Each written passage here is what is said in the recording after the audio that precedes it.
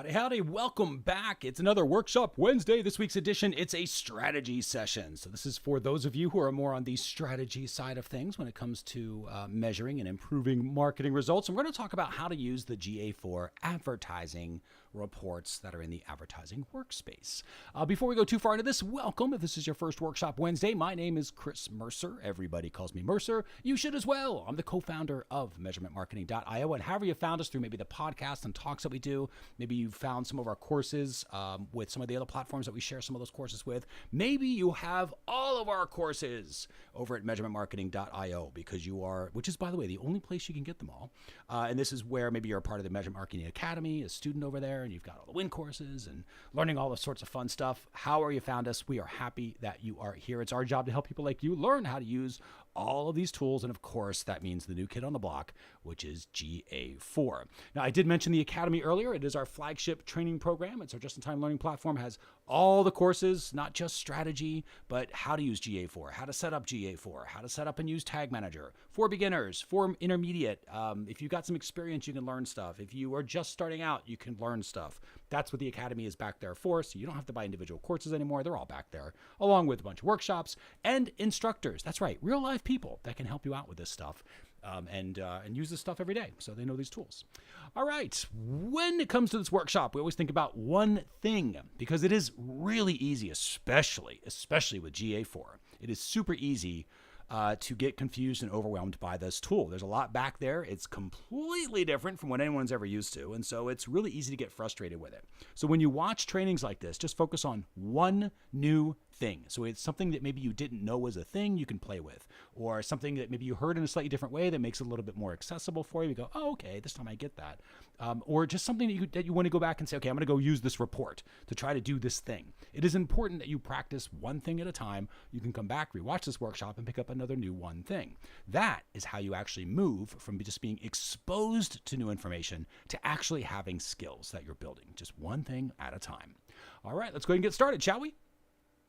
Strategy session using GA4 advertising reports. All right, we're going to go ahead and dump right in. And as we always do, we start with the framework. Now, plan, build, and launch. We are all marketing the blind. We're trying to get to the point where we reliably grow revenue and profits through measurement. Wouldn't it be great if measurement could do that for us? Well, guess what? It can. We plan, we build, we launch. But the secret, of course, is how. So we think about the questions, the results and how questions that we're asking. We gather the information necessary to get answers to those questions. We then think about the actions we're going to take based upon the answers we get. Now, how does today's training fit into that? It fits into the actions part because you're going to be using certain reports to be able to say, hey, is this thing working like it's supposed to, right? So then there's the build. We actually make sure results are being measured, what we call ACE results. And that's where you think things like the purchase event, a very important thing for e-commerce, has to be back there or else the platform's not going to be able to tell you about advertising and how useful your advertising is in terms of creating results. You got to make sure the results are back there. We have to make sure the traffic is set up properly, that we are UTMing our traffic to make sure that it's tied to the specific result it was supposed to achieve. And that's what tells us a story, right? A natural story of which traffic source is causing which type of result. Then we listen. We listen to the conversation that is happening between the users and the website, specifically the different steps of the customer journey. And we're asking ourselves, does this match our forecast, right? So based on our recent past, we are projecting what our near future should look like, and we're measuring against our forecast. I cannot emphasize how important that step is. It is the step most people do not do correctly. Do not look, if you're asking the question, what happened to the money we spent last week? That is an incorrect question. You should be asking. It is a question. Let's say it's not incorrect, but it's not the best quality question. A better quality question is what's going to happen to the $1,000 we're going to spend next week, right? That's how you forecast. And you have a forecast that says, well, here's how that should work. Then we measure against our forecast, right? So we're answering the question, basically, is this working like it's supposed to? And that's what will tell you where to optimize. So these advertising reports that we're about to go into will help tremendously with this launch phase. They do touch the build because if you don't have the results being measured in the system, it won't work anyway. But once you've got all the stuff set up, you launch, and then in that launch phase is where you're going to potentially use some of these reports to make sure that you know where to optimize. That is the measurement marketing framework in a nutshell. All right, now let's go ahead and dive in and show where this stuff is in GA4. And I'm using the demo store right now with Google Analytics demo store. So in here, I wanted to cover first where we're talking about, and then we're going to bounce around just a little bit to make sure that you've got your account set up properly. So we're talking about these are what they call workspaces here. So in the advertising workspace, just to use the terminology here in case you come across it, the advertising workspace, there are reports that are in the advertising workspace. These are the reports. Okay, so that's what we talk about, the advertising reports. That's how we're getting there. Now, before we go too far into this, before you start using this, you have to make sure it is set up properly. So 3 main things to focus on. One is making sure you have conversion events, because remember, GA4 by default doesn't have any conversion events. You have to send those through. So a purchase event is definitely a conversion event. It is one by default, but if you don't have e-commerce set up and you don't have a purchase event, you're not gonna be able to use it, right? So just sort of keep that in mind.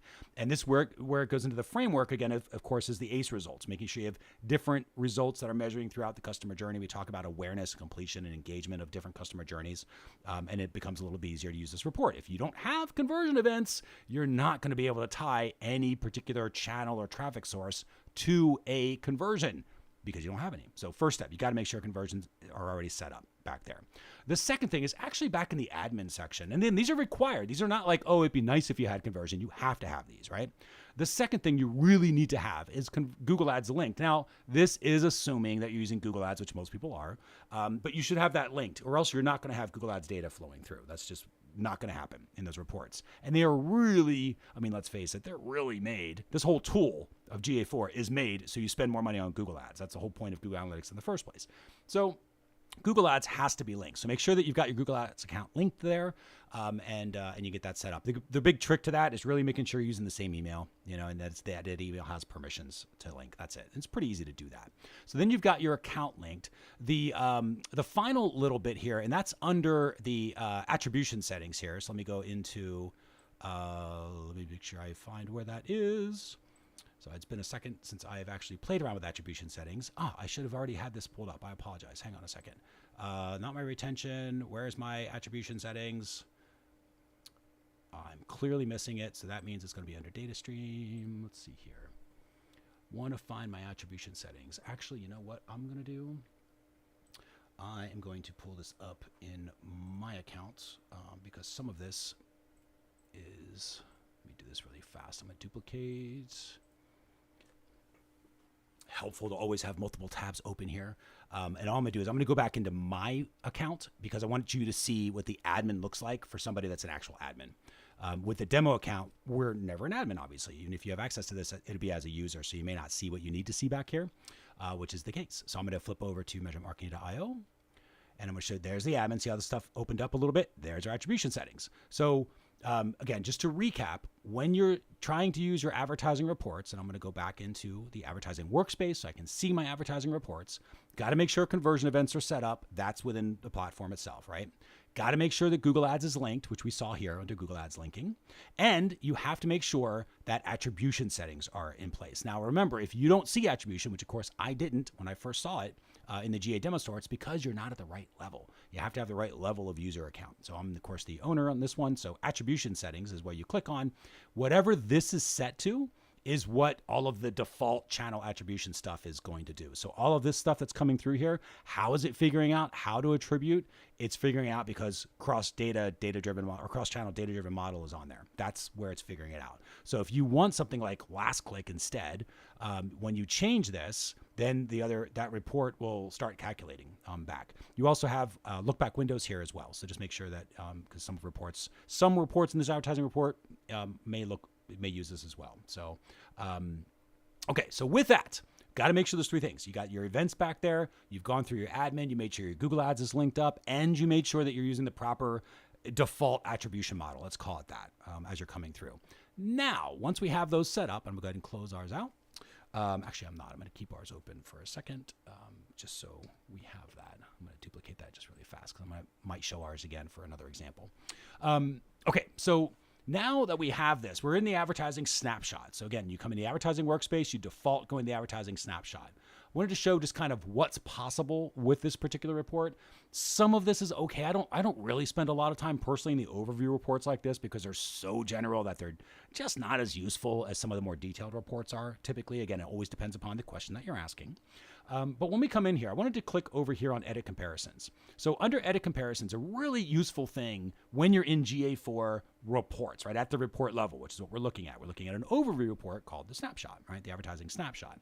But when you click on customize, you can see here things that you can do. So obviously we can add filters, but we can customize the report and add filters this way too. So if you wanted to look for, I don't know, specific source mediums or whatever else, right, you can break that down, specific browsers, whatever. So all the fun stuff that you want to break down segments, essentially is what these are. You can add those in here, right? So you can create different filters so that you can say a specific group, which is sometimes useful, right? Sometimes data in aggregate is not all that useful. In other words, if you see all the data at once, it's like a fire hose of data. It really isn't built to answer a specific question. You need to sort through the data, and that's one of the places that you can do that. So just keep in mind that's there. Now, this report itself will, by default, again, it's going to break it down by default channel grouping. Now, this, as of July 2022, which is when we're recording this, so July 2022, this default channel grouping, it's okay. It's probably better than Universal's default channel grouping. However, I am personally a fan of customizing channels, which you can do in Universal. Currently, you cannot do in GA4. Hopefully that's something that comes up soon.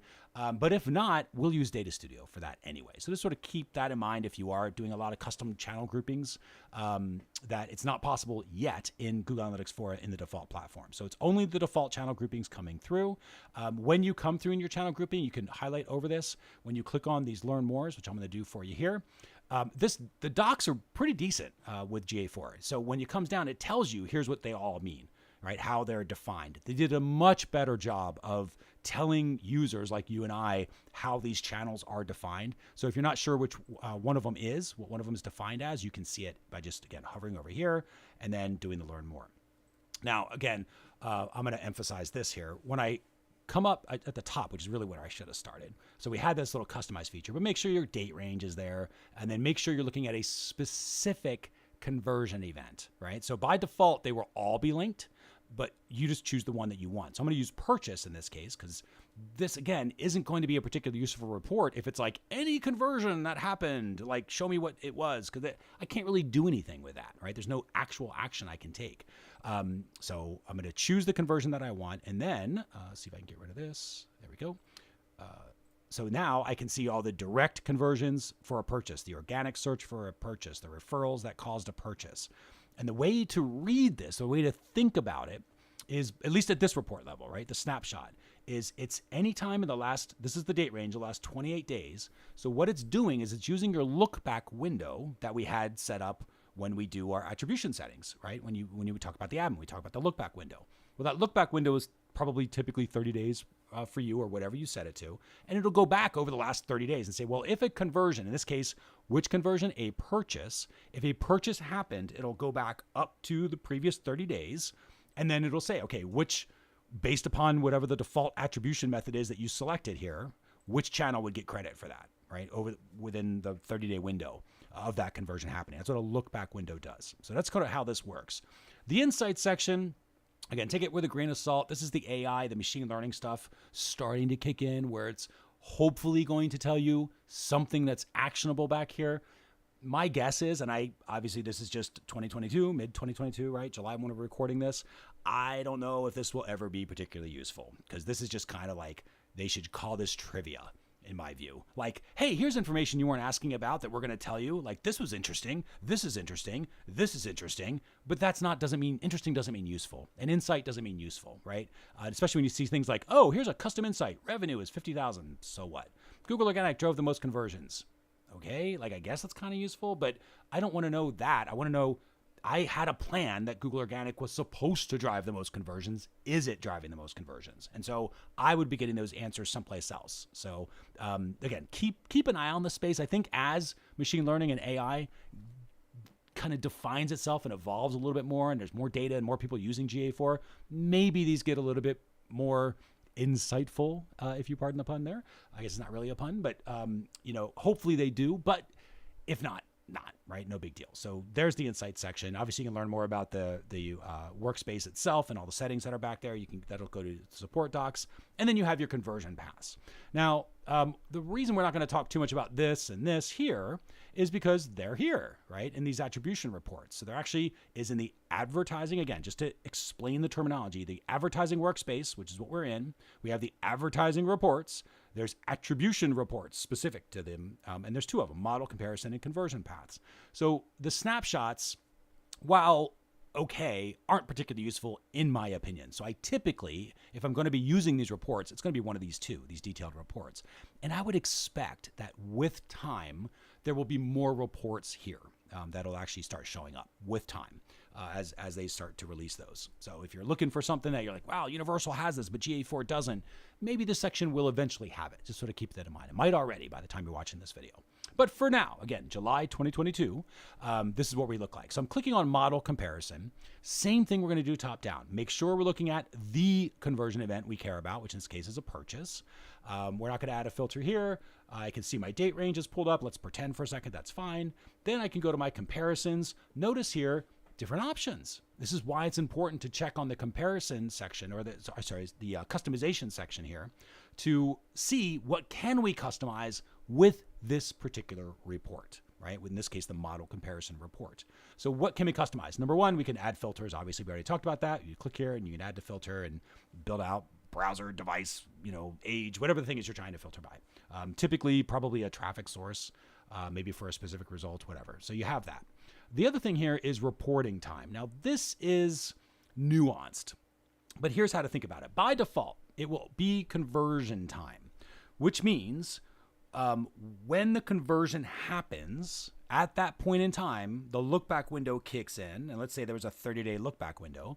Then if any channel had any sort of touch point within that 30 days, the attribution does its thing, right? Based upon whatever the attribution model is. So there's last click, which is obviously the last click that was our last technically non-direct click right before the conversion. There's the first click. What was the first click? And then eventually a conversion happened, right?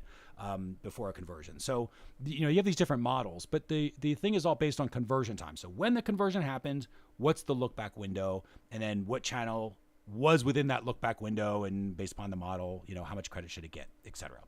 Interaction time, slightly different. And what it does is basically say, at least my understanding of it is, right? Because this is a little nuanced, but basically it's when there was an interaction within this calendar time frame. So there may not have been a conversion that was, let's say the recorded conversion happened today, right? We're recording this on the 27th. Let's say for sake of example, this conversion happened today, but I'm measuring for interaction time. Then as long as there was a touch point that came through during whatever this window is, if there's a recorded conversion, it's going to show up in this report. So even though the conversion didn't happen during this specific date range, it happened, let's pretend, on the 27th, because the interaction happened within this date range, it would measure for it. So that's kind of the idea. So typically conversion time is what you want. It is the default. So just a mental note, wanted to explain that was there for you, and it'll look like this. Now, how do we use this? So first and foremost, you have your default channel groupings. We've already talked about that. I think this is okay, but I very quickly move it to source medium. I find source medium to be the most useful thing because I use source medium all the time with traffic acquisition reports, with our data studio reports, etc. So here's all of our source mediums coming through. So I typically flip out that dimension. But again, you can keep it if channels make sense for you. Great. Here's source medium. Got it. And this is where all your UTMs come through, right? So we see all the source medium stuff happening. Then we have models that we can do. We can compare up to two different models. So for example, you might say, well, let's see the first click before a purchase, right? What was the first click of the traffic source that caused the very first session for that user that eventually purchased, right? Within this look back window, right? Within this 30-day look back window. And so you would say, well, Google Organic is, 371 was indirectly, let's call it indirectly responsible for 51,000 in revenue, right? We can see that here. So that's organic search coming through as a traffic source. It was the first channel, and then eventually there was a purchase. It does not mean Google Organic was the last click before the purchase, but it was definitely a first click. Then I can compare it to last click. And we can switch over here and now say, okay, well, is there a difference? What was it last click for? And you can see here that it's mostly last click. Like there was 371 conversions total that was measured first click. 365, it was the last click. So it really is a strong last click closer. Like this is the closing. When I think about sales, it's like, what's your closer, right? What's the person that's helping them to really seal the deal? And it seems like organic is pretty good right now on that. And you can see a pretty decent pattern of that as well with most of them. Some of them are a little different. So let's say, for example, this one, right? It's not too bit different, but let's say mail was it's mostly a little bit of first click, but it's mostly last click. Like that's really what it does well, right? Google Organic does both first and last click pretty decently. And then of course you can continue to explain or explore, I should say. You could also explore different models. So you have the linear model, which is where everything, no matter when it happened, gets equal credit. If there's a touch point, there was 10 touch points, they each get 10% of the deal, like that sort of thing. You've got position-based, where the emphasis is on the first and the last click, but everything in the middle gets equal weight. You have time decay, which is the further back in time, the less credit it gets. And then, of course, you saw the data-driven, which is the one that's using AI and machine learning. You just sort of have to trust Google is doing it correctly, which again is okay. I get usefulness out of that. And if you're using a lot of Google Ads traffic, it probably is pretty useful. But it's a little bit black box for me. You know, I'm not quite sure like how they define that. So I can't tell if it's right or not. And I like things I can see if they're right or not. So personally, and again, you don't have to do this. This is just what we do. Personally, I like using last click and keeping it to there. And that's partially because of the way that we do our measurement setups. It works really well for our measurement setup. So let me show you the difference here. Right now, if I wanted to know, well, okay, what led to the purchase? Like how many people saw the product detail page, or how many people were aware of a product? How many people engaged to go to the cart, right? Like I can kind of see some of that because I can say, well, begin checkout. So let's go to begin checkout. Now we're seeing which traffic sources are really good at causing that conversion. Now, of course, revenue is down to 0 because begin checkout, there is no revenue, but it is a conversion event. So I can see which traffic sources are more likely to drive the conversions, right, coming through here. So if I'm going to flip, I am going to flip over to ours here, and I'm going to show you what ours looks like, just so you can see a little bit different of a setup and what I would kind of show as a model of a setup, right? So a different model to take a look at. And this is because we have our ACE results set up, which we talked about. You got to have ACE results in your framework. If you don't, what are you measuring for, right? What's the point? So here you can see we've got purchase, of course, but if I uncheck, I could say, well, which traffic sources, if maybe I want to know, are really good at making people aware, in our case, of the Measurement Marketing Academy. So I can click on that as my conversion event to make people aware of the Academy. Then I can go into my model comparison where we just were. But now I'm looking at it in the measurementmarketing.io side of things. And I can come through, and again, I'm going to do the same thing that I would actually do, which is just switch this over to source medium. So, which didn't work for search, but there you go. It's source medium. So we'll give that a second to flip over. There's our source mediums coming through. So I see my Google organic traffic. Again, I can have last click and I can have first click just to sort of see if there's a difference specifically to awareness. So here I got Google Organic is, the last click before awareness is, most of it. It seems to be like they become aware of the Academy mostly through Google Organic as the last click is kind of what I'm seeing here. Infusionsoft email about equal. Everything else seems about equal. YouTube is a little more on the first click side of things, about 20% more ish. So that's good to know, right? And it's how it's supposed to work. This isn't interesting to know. I want to emphasize that. I said good to know. I shouldn't have. Don't get trapped in, well, it would be interesting to know. Like, don't worry about that. Focus on, here's how it's supposed to be working. Is it working like that? We are supposed to be using YouTube to generate awareness for the Academy. So it should be more of a traffic source that is more likely on first click to get credit for awareness than maybe last click. Now with Toolbox, which I believe we also have in here, the Toolbox awareness, it should definitely be the one that's getting people aware of the Toolbox. That's how it's supposed to operate. So I flip that conversion event. So now I'm looking at that. And then I go, okay, well, is YouTube social? Look at that. So YouTube social definitely making people more aware, slightly. Also last click, before they became aware, which is fine, right? So it sort of gives you an idea of how the different traffic sources are working. Now, of course, if you are measuring for a purchase conversion, you would then see revenue, just like we showed in the demo store. I'm going to bring that purchase back. So again, just one conversion at a time is what I would recommend when you're looking at this. Don't try to do don't do any conversion because that's not particularly useful. But you can see revenue results come through here. And then finally, they have conversion percentages. So you can see all of that and then pluses and minuses. This is just based on each model. So here's the difference in conversions between the two different models that you're doing. And this is, again, if you do a lot of attribution modeling. I'll be honest, we don't. We don't do a lot of attribution modeling at all. We use our last click. We use it with ACE goals. It works swimmingly well. It's super easy to figure out which traffic sources are causing which results in which stage of the customer journey. And we don't need all this fancy stuff. It seems like an overkill. And I personally don't like attribution modeling because it's always focused on the past. And then you can make the past look like whatever you want it to look like. So if you're the Facebook agency, you'd be, I'm going to do first click because that's going to make me look awesome. But if you're the email person, you're going to say, well, I'm going to do last click because that's going to make me look awesome. And anytime you can go back and change the numbers to make them fit whatever your story is, I don't think that's particularly useful when it comes to data. Because what's the truth, right? What's the useful truth? So I'm very big on forecasting. And then I think these are useful, but I just use the one, right? What's the last click model? And is it working the way it's supposed to, right? Is it working as it's supposed to? Key question. So that's the model comparison report. Finally, let's talk about conversion paths and doing something similar. We're going to start going to the conversion paths top down. You always start with the conversion. And typically, when you choose the one conversion in where any of these reports, it sort of just flows through, right, to all of them. So you don't have to reset it every time. But it always TBV, trust but verify, that you've got the right conversion you're looking at. You obviously, your date range will stay the same, but make sure it's the right date range. Come in to edit comparison. Slightly different here. There is no interaction or conversion because that part doesn't matter in this path. This is about touch points. So you can say how many different touch points were there for the conversion. Now, by default, this report goes up to 50. So it'll do up to 50 different touch points, but not more than 50. It won't do that. Anything 50 or less. But if you were like, I don't need to see 50. I just want to see anything that was like, anybody that had like 3 touch points and then converted to whatever the conversion event was, right? You would click on apply. Now you're looking at 3 different touch points, and you can see all the different sources that were only 3 touch points coming through.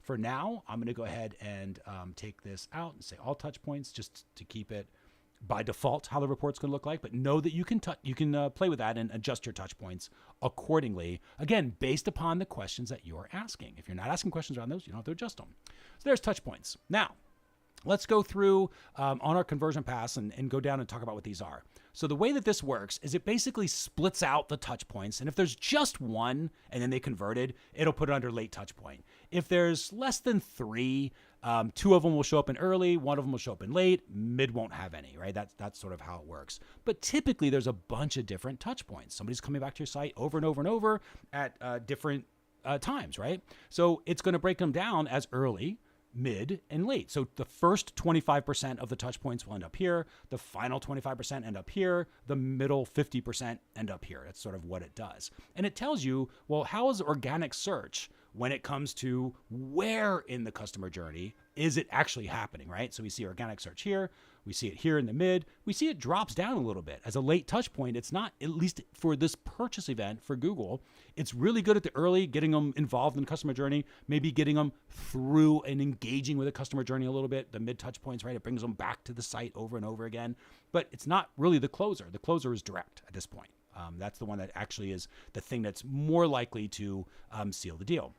And then down here in the data table, you can see that by default channel grouping, again, I'm going to flip this because I don't necessarily like this. One thing I wish they had, source medium, because that's what I use. However, we're just going to flip it to source for now because that's the only option we have. So if we say source, it's going to flip everything to the brand name of the traffic source, right? Coming through here. And you see this did too. So you can see Google's really good, and no, not so good, then direct. I can flip it to the type of traffic, which is the medium, right? What type of traffic? So if it was like email traffic or paid or organic or whatever, so I can start to see how that's working out. So that's how you can flip this out. And then what we look at is the number of conversions, again, measured by whatever you had up here. This is the conversions measuring for. So here's how many purchase events came through. Here's the revenue associated to those events. Here's how long it took on average based upon each individual path that people took. And then the touch points, right? The number of touch points coming through as well. Now, if I expand this out, which I'm going to do, I want you to see kind of what this does. Because in the beginning, it looks kind of boring. It's like, oh, organic twice. They came back 2 different sessions, both with organic, and then they converted, and this is what happened, right? Now, if you start to scroll down, that I've expanded that, you can see, this does a much better job of saying, well, they were paid traffic. Then they came back through organic. Then they came back through organic again and caused a conversion. This one, they came through organic twice. They came back through some other site 2 different times, and then they caused the conversion, et cetera, et cetera. And you start to see these are the touch points, right? So here's an organic a few times, email twice, organic 5 other times, 5 more sessions, then 4 referrals, then 4 more organics. Like this person was doing a lot of research for the one conversion that lasted in 176. Now, how do you use this? Again, you ask yourself, is this working like it's supposed to? If your customer journey is, hey, this should come in once and be done, and they're doing this, a lot of different touch points over and over and over and over and over again, well, maybe it's not working the way you think it is. Maybe you do have a natural tendency and you need to have a longer customer journey, multiple steps to bring them back, lots of retargeting, right, could be put into there, and you can do this. It's not one of these reports where you go, oh, people are doing 3 times organic and 5 times CPC, and that average is 62, so I'm just going to try to make people do this. That's not what's going to happen. This is like what every single fish in the river is doing and every single path that fish took. It's not particularly useful to know what one fish is doing in the river, right? You need to know what most of the fish are doing most of the time, and that's what this stuff is. So you can see most people, 700 of these conversions were just direct.